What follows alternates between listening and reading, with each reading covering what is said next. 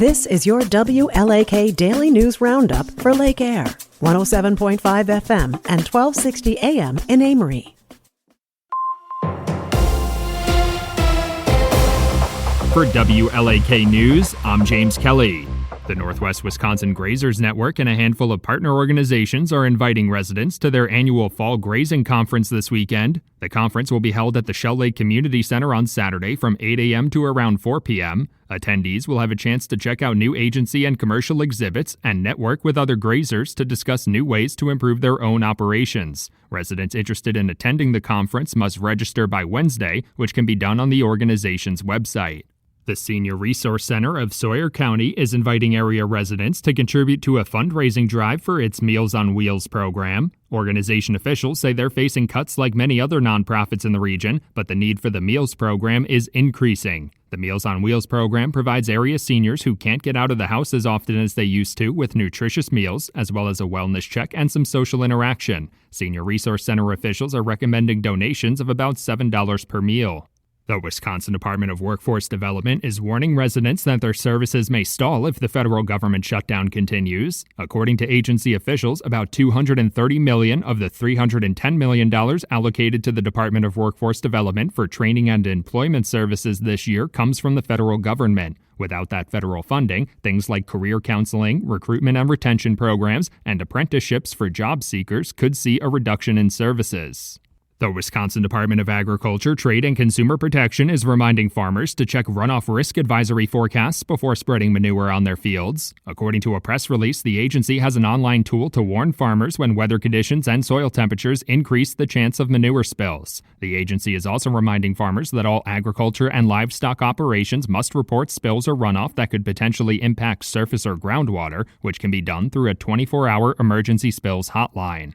The Twin Ports Interchange is now open for public use as Wisconsin and Minnesota Department of Transportation officials prepare for the Blatnick Bridge reconstruction project. DOT officials announced the impending completion of the interchange project in recent weeks, and on Friday it officially opened for use. With the Blatnick Bridge expected to close for a few years, the goal of the Twin Ports Interchange project was to keep traffic flowing on the highway and improve safety. Some cleanup and landscaping work in the area is still scheduled for next year. Due to the ongoing federal government shutdown, around 3,700 Ashland and Bayfield County residents are expected to be impacted by the delay in food share benefits. According to the Wisconsin Department of Health Services, nearly 2,300 people in Ashland County and nearly 1,400 in Bayfield County were receiving food share benefits as of September. Local food assistance nonprofit officials also say they're preparing for another increase in demand for their services after already seeing about a 15% jump in the last year. Attorney General Josh Kaul says Wisconsin has joined a multi-state coalition in sending a letter to the U.S. Department of Agriculture requesting guidance amid a lapse in SNAP funding due to the federal government shutdown. The letter seeks information on alternate funding sources for the food assistance program and warns that even a temporary delay would have a significant impact on millions of Americans. A letter from the USDA earlier this month advised state agencies that there would be insufficient funds to pay full November SNAP benefits for 42 million people.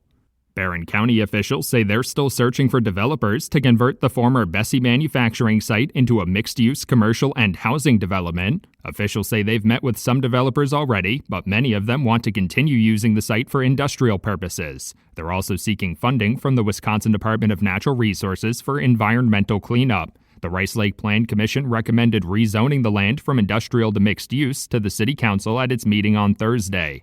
Wisconsin Governor Tony Evers and the Office of the Commissioner of Insurance are warning residents of a significant increase in the cost of health care coverage. According to a press release, the 2026 plan year rates for the state's individual marketplace show residents could see their premiums more than double with the expiration of the ACA tax credits. Eau Claire County residents could see one of the largest increases, with a family of four making $130,000 a year on a silver plan seeing their yearly premiums jump by $24,000.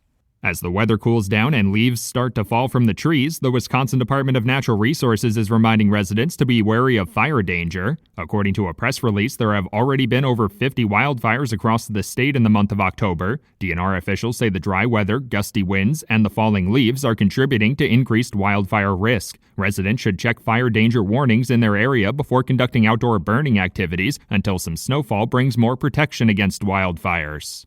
For WLAK News, I'm James Kelly.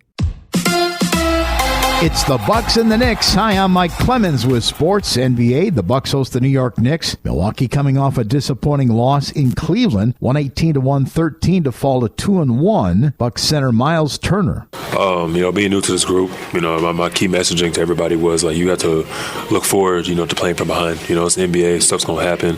At times you can find yourself in unfortunate positions, but I just think it's very important that, if we want to be, a playoff caliber team or a championship caliber team, we gotta, really embrace, being down. And I think we did a good job of that in that third quarter.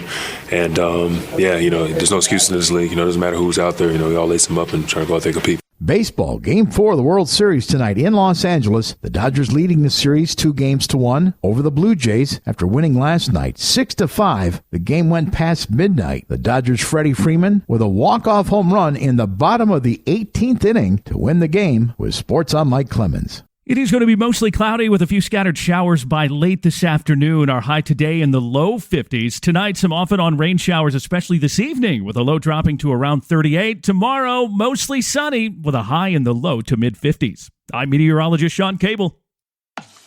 That's your WLAK Daily News Roundup from Civic Media. Subscribe to this podcast on Spotify, Apple, or wherever you find your podcasts. Find more news at lakeair.radio.